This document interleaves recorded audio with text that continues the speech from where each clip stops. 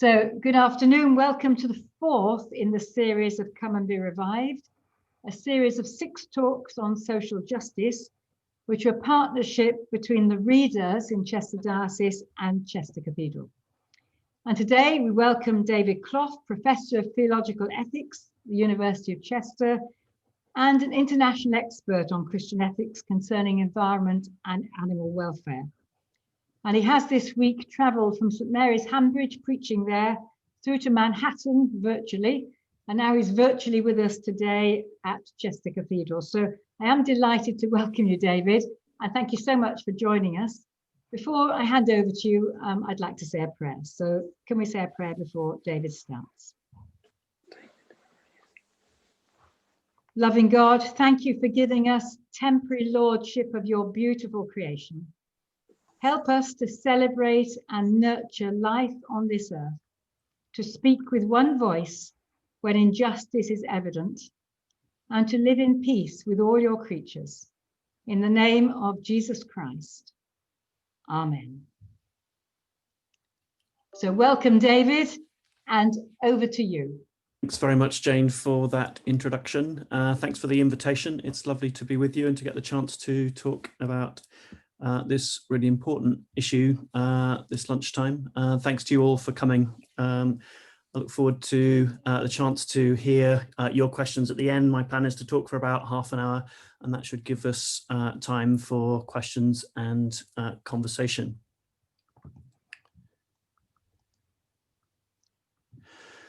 So Christianity, animals, and the climate crisis. It's a big topic, so I'll be galloping over quite a lot of ground, but I wanted to start with an indication of where I've come from in a journey to this topic.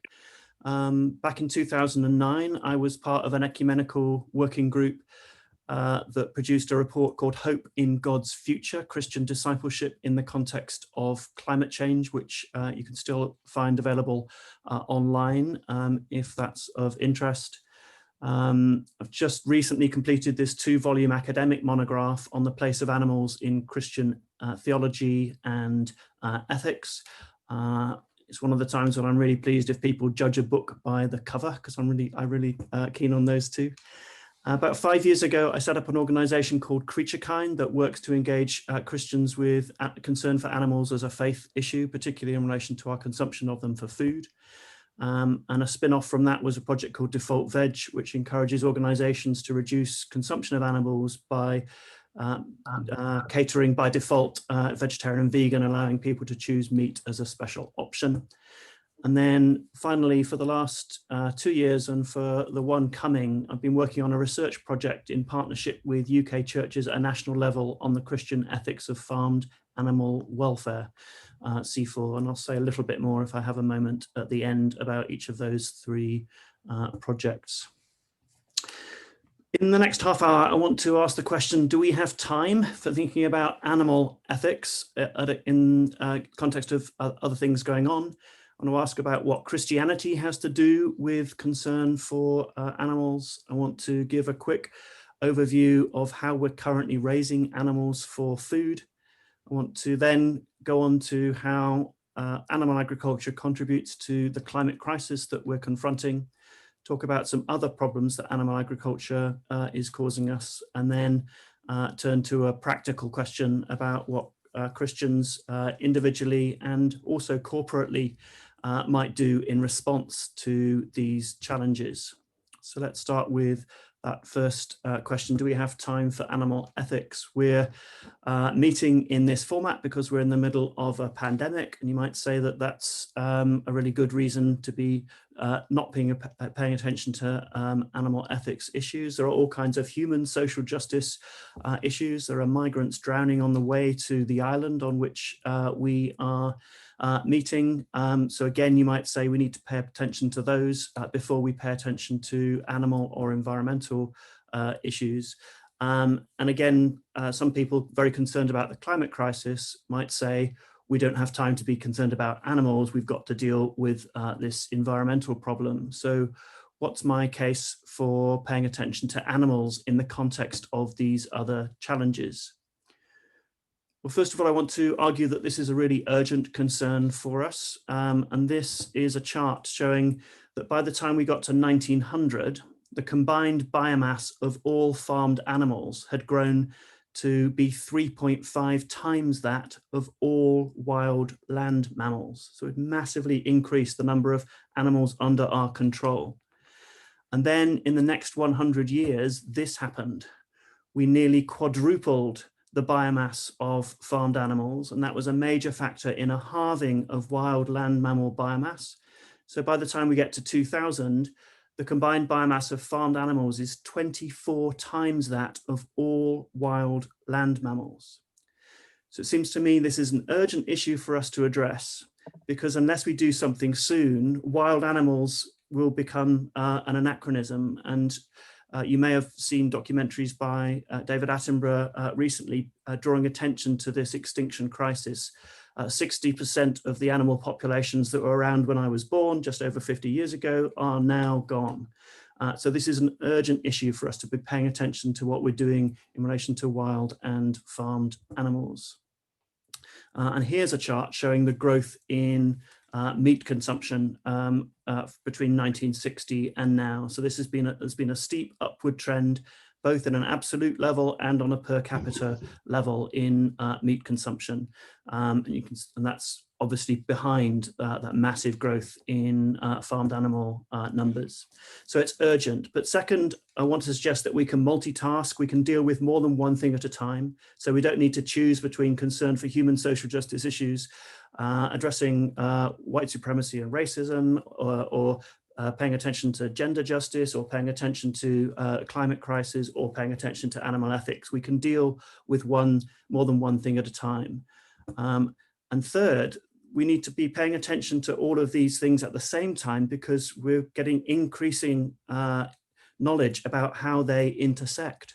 And so the pandemic crisis that we are confronting now has quite strong links to the growth in industrialized animal agriculture and people forced into living to close proximity to wild animal populations that are the most likely cause of the COVID pandemic.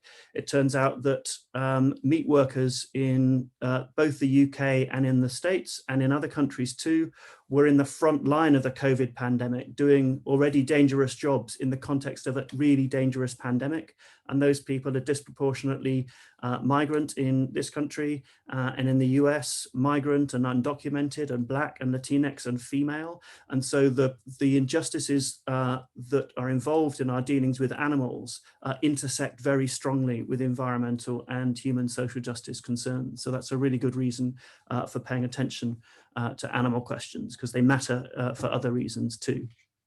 So that's my quick case for the fact that we ought to be making time as we are today for including animals on the ethical agenda.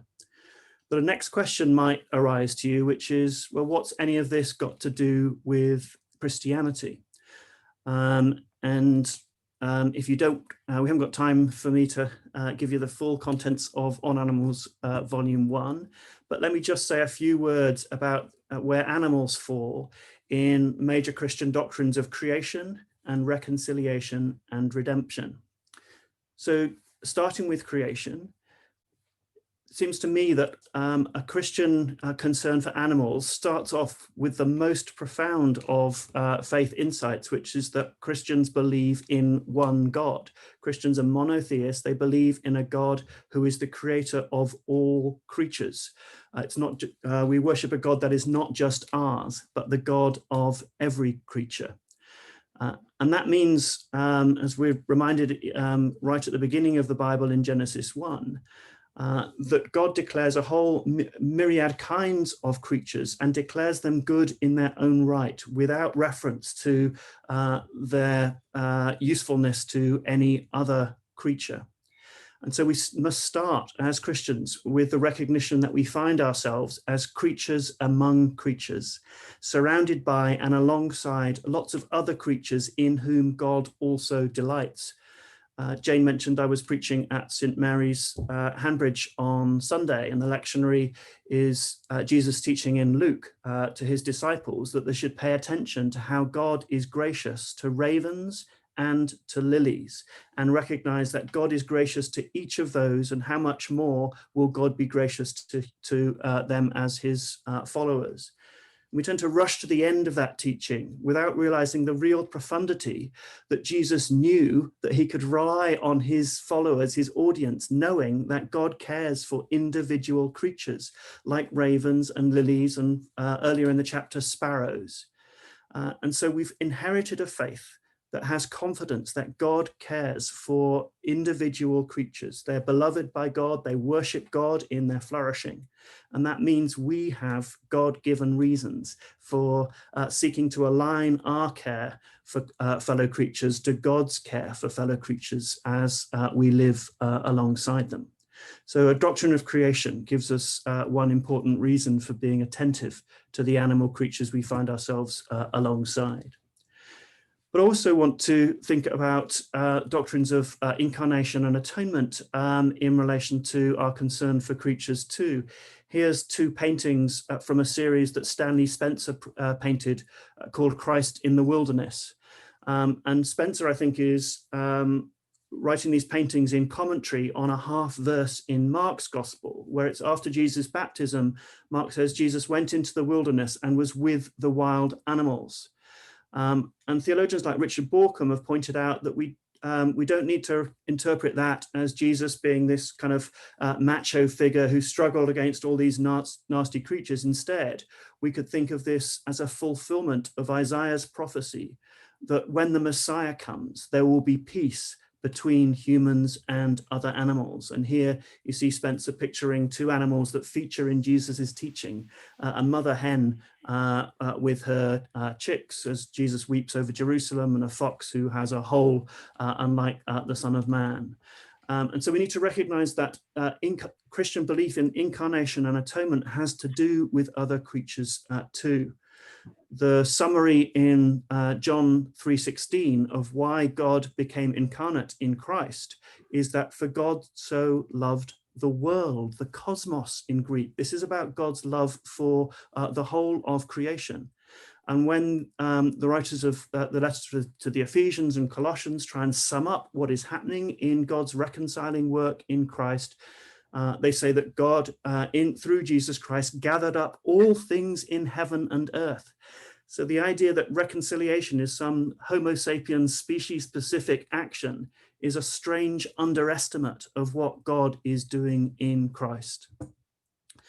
And then finally, if we skip forward to a Christian understanding of the redemption, here's a picture of the Peaceable Kingdom painted by the American Quaker John Hicks, where he's Edward Hicks, where he's painting peace between humans and other creatures in the Isaiah prophecy on one side, and then peace between colonial invaders and Native Americans on the other. And this is a reminder that many Christian visions and biblical visions of redemption have other creatures in mind too. So when in Revelation, John pictures what heavenly worship looks like, he says every creature is gathered round the throne of the Lamb. And so it seems very strange to me, alongside Romans 8, where Paul says the whole of creation will be released from its groaning to enjoy the freedom of the children of God. It seems very strange to me that we've ever got the idea that redemption, again, could be relevant only to one particular species of creature of this magnificently diverse creation. So Christians have really strong reasons that we could summarize under those doctrines of creation, reconciliation, and redemption for being concerned about the fellow creatures among whom we live. So that raises the question, if we start to pay attention to other creatures, and especially the other creatures that we have most to do with, what's going on? What do we find when we start to pay attention? And here's one image that I like to use because it's a strange image. It's hard to see what's going on here, right? And if I have more time, I get people to guess what they see.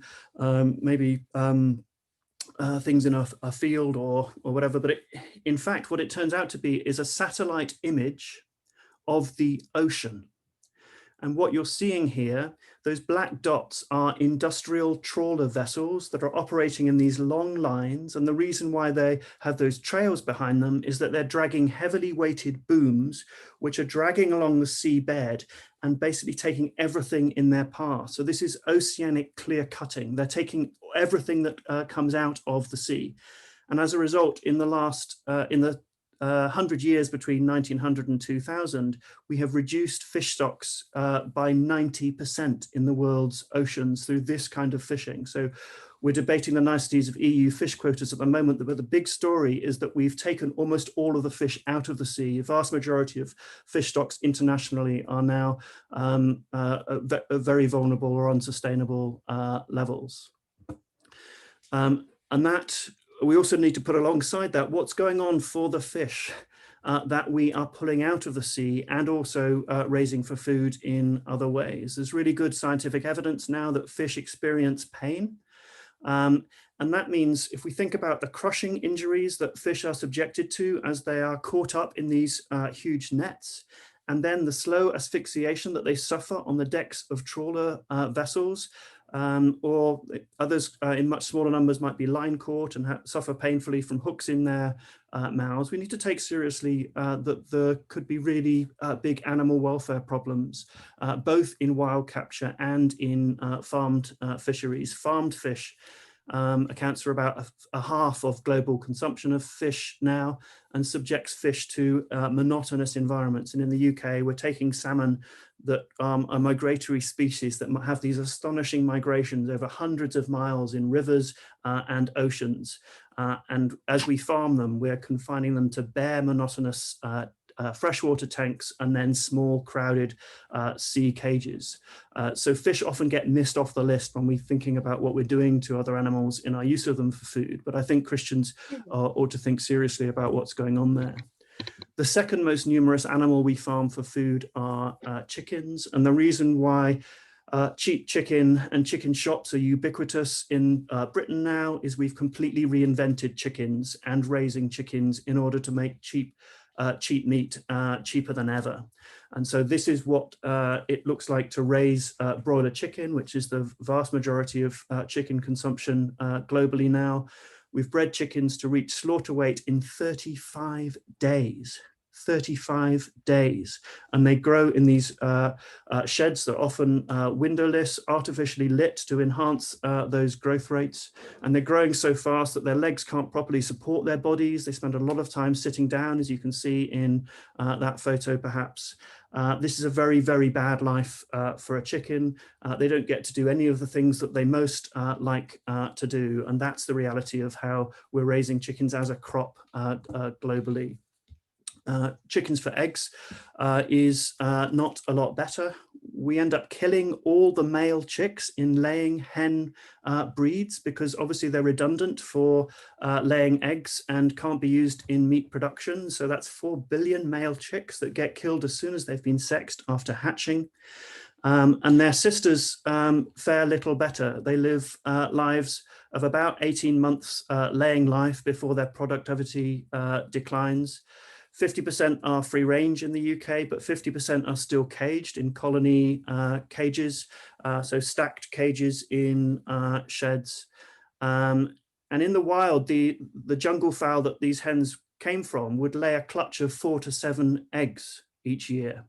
And we've bred them to produce about 300 eggs each year. So you can only imagine the physiological stress that hens are going through in order to be an efficient part of this production process.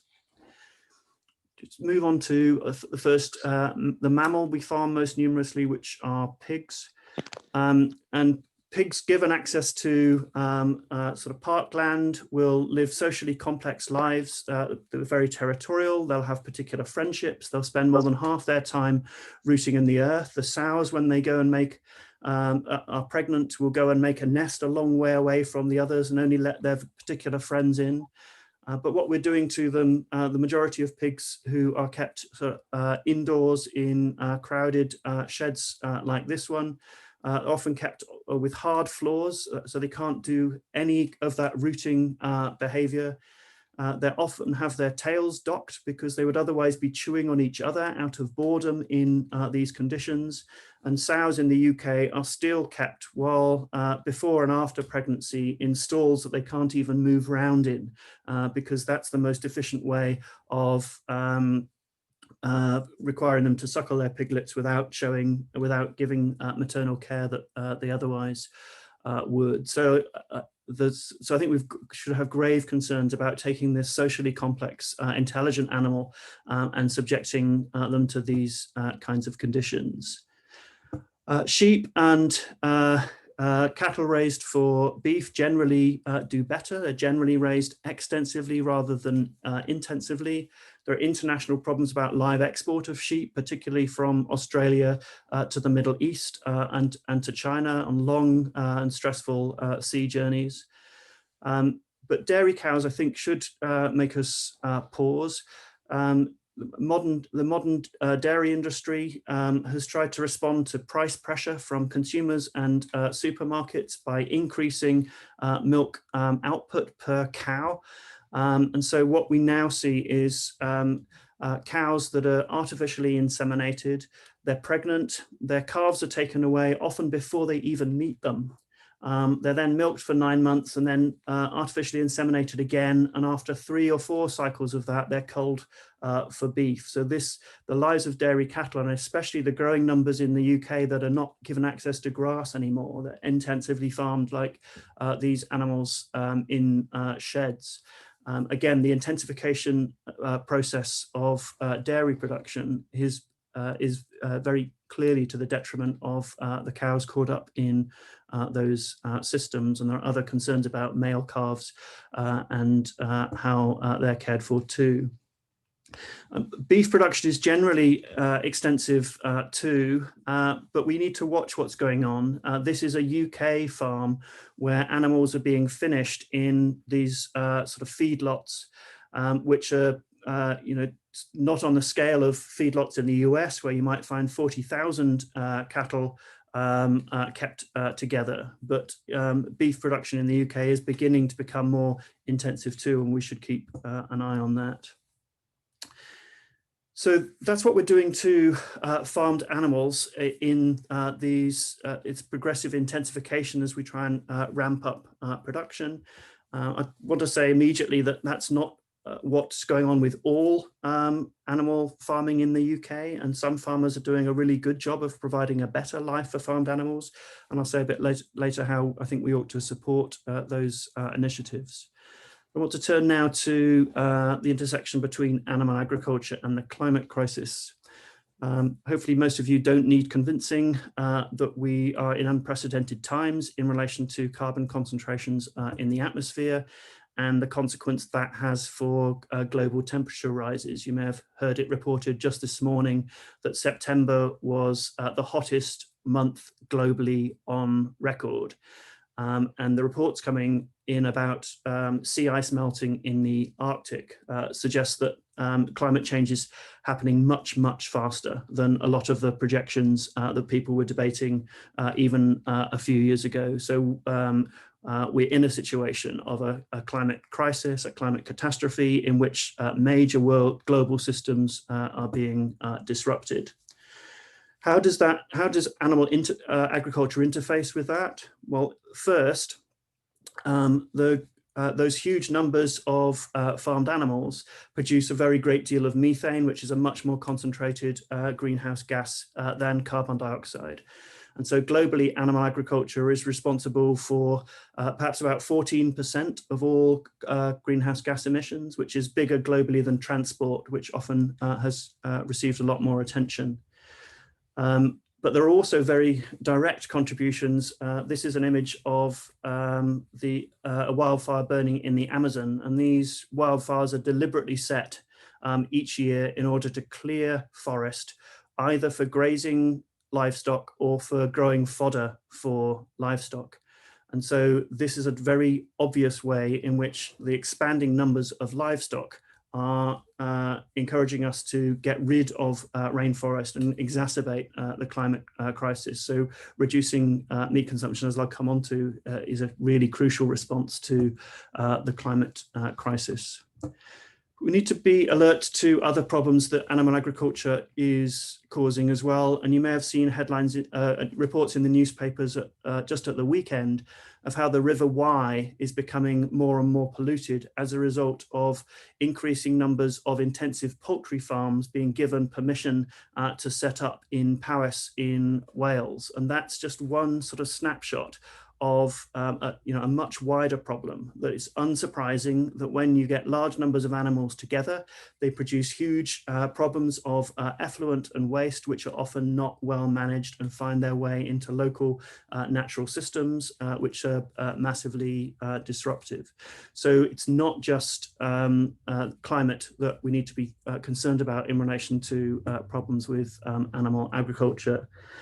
And I go back to this slide because in addition to the environmental and climate concerns about these wildfires, obviously we're taking away wild habitat from animals as we destroy habitat in this kind of way. And so what we're doing in continuing to expand animal agriculture is disastrous for the planet, but it's also disastrous for wild animal populations. But finally, we need to recognize that it's disastrous for human well-being as well. At the moment, we're feeding about 1/3 of all global grain output to farmed animals. And the efficiency of feeding grain to farmed animals and then eating animals compared to feeding the grain to humans, the efficiency of that is about 8%. So we're basically taking 1/3 of global grain supply, and because we're feeding it to animals rather than people, we're throwing away almost all of it.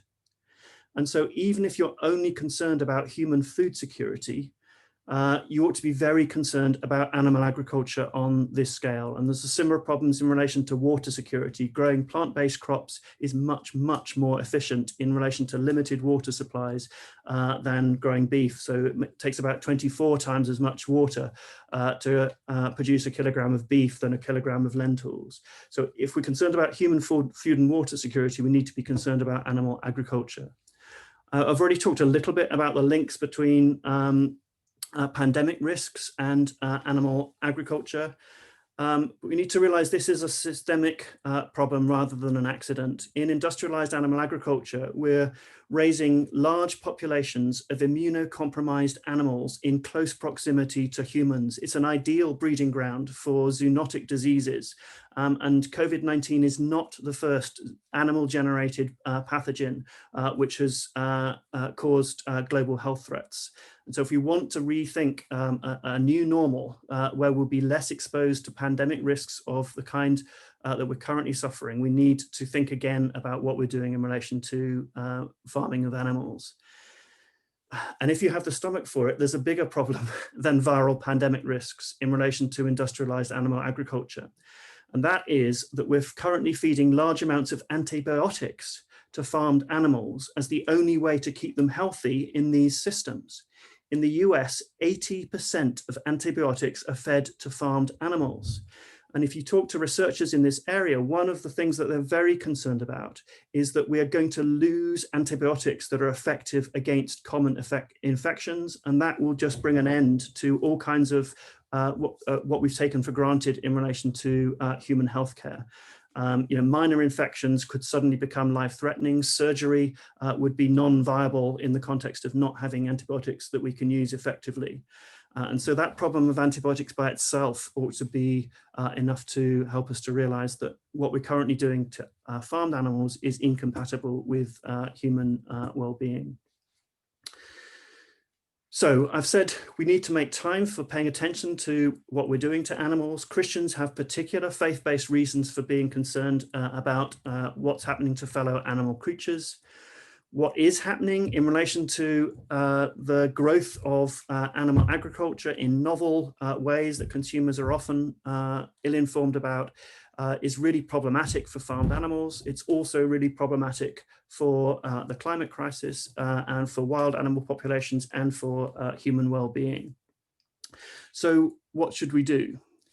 Well, I want to suggest that unlike a lot of the other global challenges we face, attention to animal ethics leads to some clear and really simple actions that we can take individually and corporately that will make a difference. It's not all that we need. We need sort of global concerted action to address this challenge. We need governments to be making policy in this area. Currently, Parliament is debating an agriculture bill, and the government is resisting the idea of prohibiting low animal welfare imports from the US, as you might be aware. So we do need political pressure. But I think it's really healthy for Christians to think about, where can I start on this, and where can we start as churches and as members of Christian organizations? What should Christian organizations do in relation to this challenge? And I want to suggest the answer is quite simple. First, we need to reduce consumption of animal products overall. There's no way to improve animal welfare at current production levels. And as we've seen, it's causing big environmental, wild animal and human problems as well. So we need to reduce overall consumption. And that shouldn't be a scary thing. Current levels of production and consumption are unprecedented. Our grandparents ate a lot less animal products than we do. So going back to eating more modest amounts of animal products corporately shouldn't be a hard thing to do. It also turns out to be good for individual health in most cases as well. And second, we need to pay attention to the lives of the animals that are producing the products that we consume. And we need to improve the welfare, give farmed animals better lives if we're to have concern for them as fellow creatures. And so there are ways in relation to soil association organic welfare standards, or pasture-fed livestock association, or also sort of certifying the higher standards of welfare in the UK, or the RSPCA Assured certifies a sort of lower tier. But however we act in relation to that, we need to recognize that it ought to be part of a norm for a Christian engagement with animal products, to say, what are the lives of my fellow animal creatures that are behind these products? What kinds of lives have these animals lived? And have they enjoyed a life that means that it's appropriate for me to be consuming this product? So reducing consumption and improving welfare. And I want to suggest that we might all take individual decisions about our own consumption, but it could be particularly powerful given how foundational eating together is in normal times in Christian practice. It should be a concern for us all to think, when we next are planning a church event in which we are catering food, or dare I suggest, when church establishments are thinking about their catering operations at Chester Cathedral and elsewhere, how could we begin to get on a track of thinking about how we could be part of the solution in this kind of way, set a trajectory towards reduced consumption and paying better attention to the welfare of the animals we're consuming? So this doesn't need to be an all or nothing. This doesn't need to be sort of vegan or bust kind of agenda. And through Creature Kind and through the HRC project that I'm working with, we're much more interested in engaging Christian organizations with what could be the first steps to responding to this particular challenge. And so I commend that to you individually, but maybe more importantly, corporately, in relation to churches that you're part of, Christian organizations that you're part of, to be paying attention to these issues. I'm going to stop very shortly, but just to highlight, Creature Kind is an organization you can find at that URL, becreaturekind.org, all kinds of resources for thinking more about the relationship between Christianity and animals, including a 6-week course on Christianity and animals with Bible studies and theological texts and videos that worked really well when I piloted it at my own church in Wesley Church Centre on John Street a year or two back. So I do commend resources there. If you're interested in just a simple policy change, the next time you're catering for an event, I commend the idea of default veg, which is basically the idea that you plan for the catering to be vegetarian or vegan by default. And if people want to eat meat, they can request it as a special diet. So everyone can still choose to eat what they want, but the overall impact is a lot less animals get consumed, which is in line with these corporate actions that we need to take together. And lots of conferences and organizations that I'm involved with have taken this step already and found it a really good way to make a quick change with very little resistance in pursuit of this agenda. And then finally, I just highlight this research project that I'm working on. So the Church of England's been represented on this project by the National Rural Officer, alongside representatives from other major UK churches. On the 18th of November at 1 p.m, we're going to be doing a public launch of our policy framework for churches and other Christian organisations. If you want details of that, you could visit our website, and shortly you'll be able to register for that event. And we're hoping churches and other Christian organisations, church schools perhaps, could pick up our report, look at its recommendations and find how they could be adapting organisational policies in the light of our conclusions.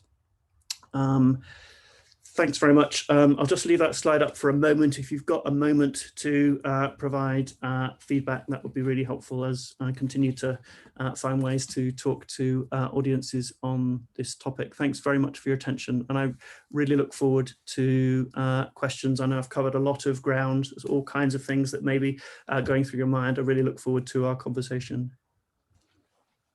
David, thank you very much indeed. One of my fellow clergy told me that having listened to you, she changed her eating habits the rest of her life. So you clearly have an influence in the way you present. Thank you so much. Can I open it to anyone? And maybe Calvin will help me if I can't see you. But if you give a little wave, if you'd like to ask a question or make a comment to David. Jezza, would you like to unmute Jezza first and then ask your question? That'd be lovely.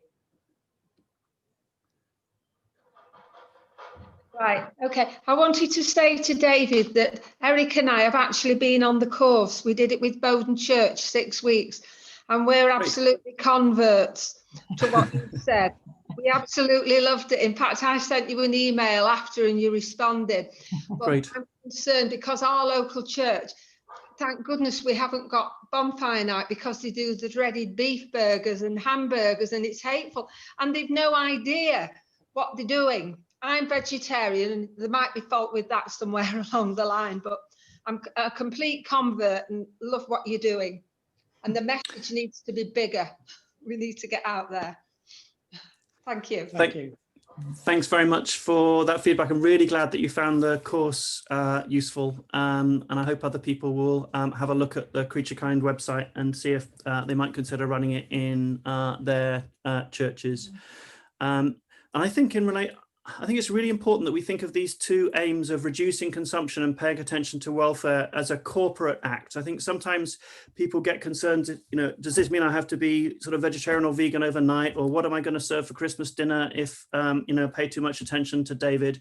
What I would want to say is that if together as Christian congregations, we could think about what it would mean to be on a journey to corporately reducing consumption and paying better attention to animal welfare, then we could have a sort of a whole diversity. You know, there'd be some people that are never going to change their practice, but alongside other people who say that, well, I'm going to go vegan, or like Jezza, I'm going to go vegetarian. And then alongside a lot of other people who are saying, well, maybe I could cut out meat sort of for one meal a week more than I do at the moment, or for one day a week, or maybe I won't eat meat before dinner time. You know, there's lots of different ways of framing what a trajectory towards reduced consumption would look like. And I'm much more interested in persuading Christians that we ought to be on this path together in our different ways than saying all Christians ought to be X. And so if we, so that's my goal of kind of persuading sort of church at large that reducing consumption and paying attention to welfare ought to be part of what we own together as corporate values. And then our individual choices can sort of find a part within that corporate journey.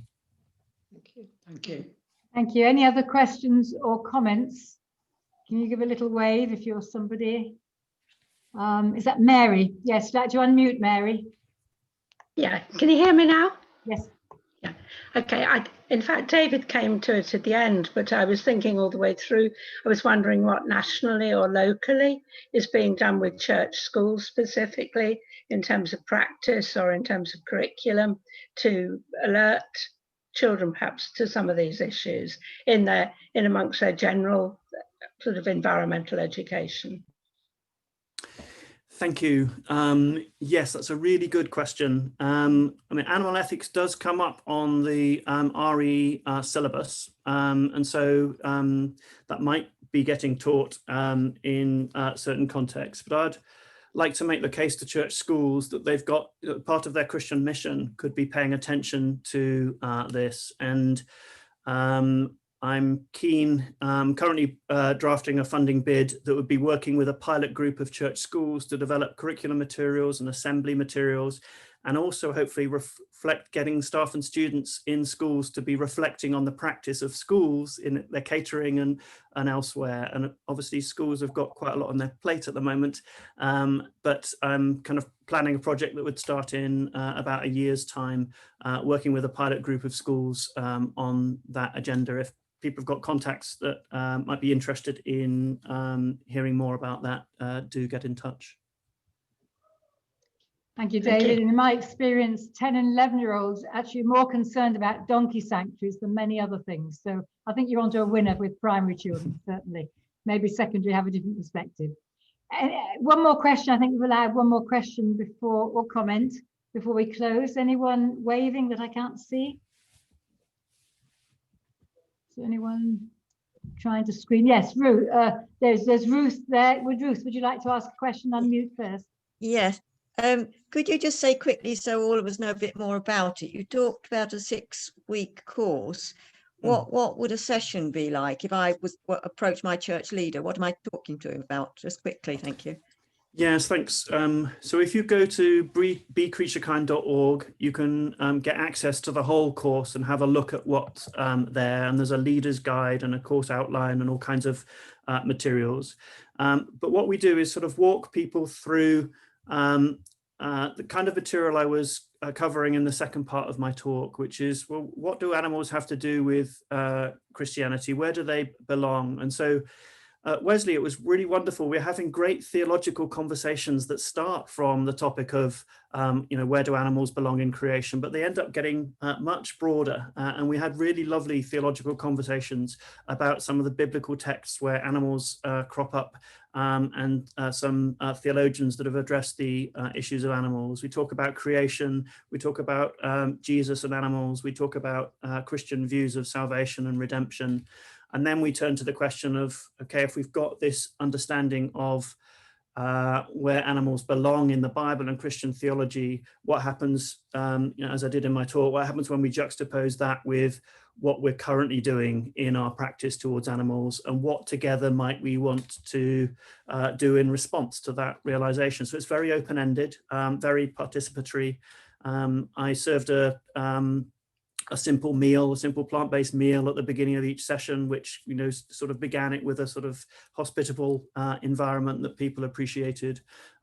So yeah, and lots of people like Jezza and others have given us feedback that they found it a really valuable thing to do as a group.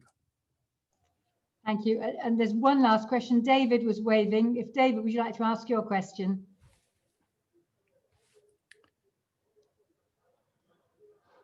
Is he there? Sorry, I'm just unmuting. Thank you. Thank you very much, David. It was a fascinating talk. I have one concern about the reaction of our churches, maybe institutionally, maybe individually as congregations, maybe as individuals in congregations, and that is our apparent ignorance of what's happening through the various trade deals that are being struck at the moment with the US, perhaps with other countries as well. A lot of it is too complex for people to grasp, but it's going to be absolutely fundamental in maintaining some of the standards that we take for granted, and yet we're going to lose standards of animal welfare, animal hygiene. You talked about antibiotics, so I'll be interested to know how you feel Christians should be getting involved in these issues, which are very, very topical and urgent. Thank you. Thank you. Yeah, I would like for Christians individually and as churches to be saying this is an issue that we recognise matters and we want our politicians to do something about. So from the research project that I'm part of, we issued a briefing for Church of England bishops in the House of Lords, which was sort of circulated in advance of the second reading of the Agriculture Bill. That bill is currently in committee stage, but will be coming back to the Commons. And so I'd encourage Christians to be writing to MPs saying this is an issue that I'm concerned about, and there are amendments that would prohibit lower welfare imports from the US, which currently, as I said, the government is resisting. So I think it would be great if Christians individually, but also churches at a national level, made clear that this was an issue of concern from churches at large. And what I think, as I mentioned, works best is if we can make this an issue of personal and corporate practice, and then engage with the political process on the basis of having said, we recognize the implications for our own practice, and we're making changes, and we call on politicians to be making the corresponding changes. So that avoids this being the kind of issue that, is just the kind of thing you sign a petition about but do nothing else about. This is the kind of thing where we can connect with our ethics as Christian ethics of ordinary life and in our corporate life as well. David, thank you so much for stimulating discussion and thoughts. I hope you've got someone to talk to now. We're going to leave so you can talk about what you just heard. But thank you very much indeed. Thank you to all of you for coming. Next week, we've got the Bishop Right Reverend Alistair Redfern talking on slavery and salvation.